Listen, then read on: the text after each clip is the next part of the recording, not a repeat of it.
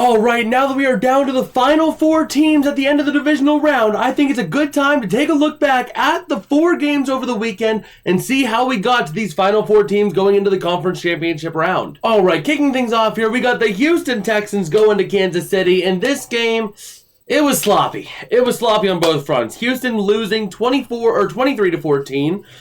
Houston, they fought hard, but the problem is their defense had some mistakes. The offense struggled to get going and generate a lot of points. And then, so the thing is, with this game, it's a very controversial thing that I'm about to say. But the refs did help the Chiefs. They weren't the only reason the Chiefs won, but they didn't do the Texans any favors when they were already beating themselves. The Texans were beating themselves by leaving like Kelsey wide open multiple times, wide open in the middle of the field with plenty of room to go. But we look back at some of those other calls. You know, you had the call when Patrick Mahomes was hit in the chest. It was in like the first half. Patrick Mahomes is getting ready to throw the ball. He throws it and gets hit hard from the chest. Yes, the head got involved, but the contact was initiated in the chest, and which is by law not a penalty.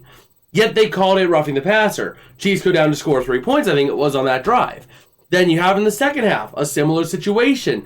The Chiefs were driving, trying to get something going, and it was a third down stop. Third down, Patrick Mahomes trying to make something happen. He's running, he's scrambling, and he's an established runner past the line of scrimmage.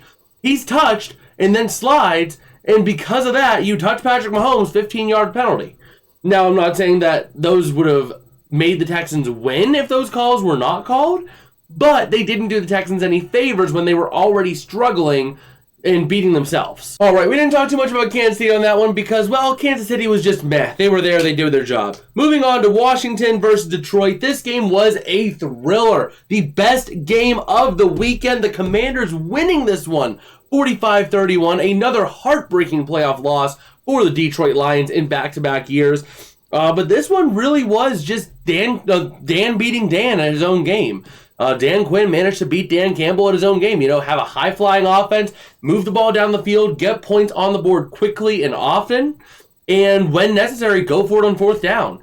Dan Quinn did that, and he beat Dan Campbell at his own game.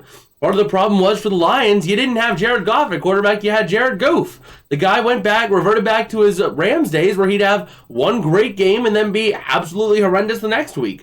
That's the problem, is that Goff in his time with the Rams would be really good one week, really bad the next.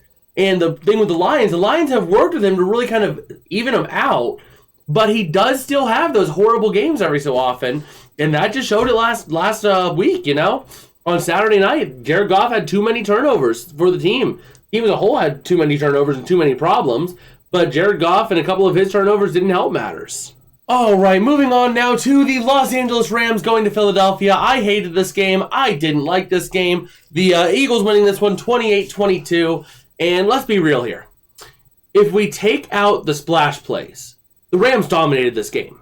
They dominated the ability to move the ball without getting the chunk plays. You know, they got a couple of chunk plays, yes. But their longest play was maybe like 30, 40 yards. And that was only 1 or 2 plays. The Eagles, they got all 3 of the touchdowns that they scored in that game on 40-plus yard runs, which shows a massive weakness in the Rams' ability to stop the run early. And if they can't stop the run early, good luck stopping them late, you know. Yes, it's, you know, Saquon Barkley and Jalen Hurts, 2 excellent runners. But the Rams' defense could not afford to give up those. If we take those touchdowns off the board, that's what? 6, 12 plus 7, that's 19 points off the board. So you're talking, what is that, 22-9 game? Rams win that one, but the problem is that the Rams just gave up too many chunk plays. Saquon Barkley, once again, the Achilles heel, the kryptonite for this Rams team, just could not get the job done against Saquon. And honestly, you don't deserve to win a game if you give up 3 rushing touchdowns of 40-plus yards. If we take those out, the Rams dominated. They did really well. And even despite those 2 runs they gave up early, they were playing Philadelphia really well. They were playing like the better team. And then they ended up having the 2 fumbles in the fourth quarter. Can't afford those either. And it just really hurt. You know, it really hurt you. The defense did a great job apart from those big chunk runs. But when your offense can't, you know, when the offense screws it up and doesn't do anything with it, you're kind of screwed. All right, moving on now to the last game, we have the Buffalo Bills hosting the Baltimore Ravens and winning 27-25 because Mark Andrews couldn't catch a game-tying 2-point conversion catch. Man, that was sweet to watch. As someone who grew up in the Pittsburgh area, man, I hate the Ravens. I can't stand them. And if the Ravens would have won, I would have not been able to root for anyone in the AFC Championship. I'd be saying, let's go, Meteor. But hey, Buffalo gets the win. You know, they managed to capitalize on the mistakes of the Ravens. They really didn't have too much spectacular themselves. They just took the Ravens' mistakes and said, thank you, we're going to take advantage of this. That's all you really have to do in the playoffs. If your opponent makes mistakes, capitalize on it and you win the game. That's what the Bills did. Looking at the Ravens, they have a lot of introspection to do this offseason, you know. Lamar Jackson, really great regular season quarterback, you know. He's top of the league in the regular season. Playoffs come, and he turns into Tim Couch. Guy can't control the ball. Guy can't really do much of anything, you know. We thought it might have been broken against the Steelers, but you saw, even in that Steeler game, he struggled a little bit in that third, fourth quarter. He struggled to make things happen, and the team struggled as a whole. They managed to get back on track, but they showed signs of weakness. And they showed signs of weakness again against the Bills, and they just couldn't do anything. I mean, I look back, the Ravens game in a nutshell this week, I go back to first quarter. Lamar Jackson loads up for the deep ball, and it's picked because it's a dime to the corner, or a dime to the safety, who was 10 yards beyond the receiver. Lamar overthrew his receiver by 10 yards, and it was a dime to the safety. So it was going to land 15 yards past the receiver. You can't afford to do that in the postseason when your season's on the line.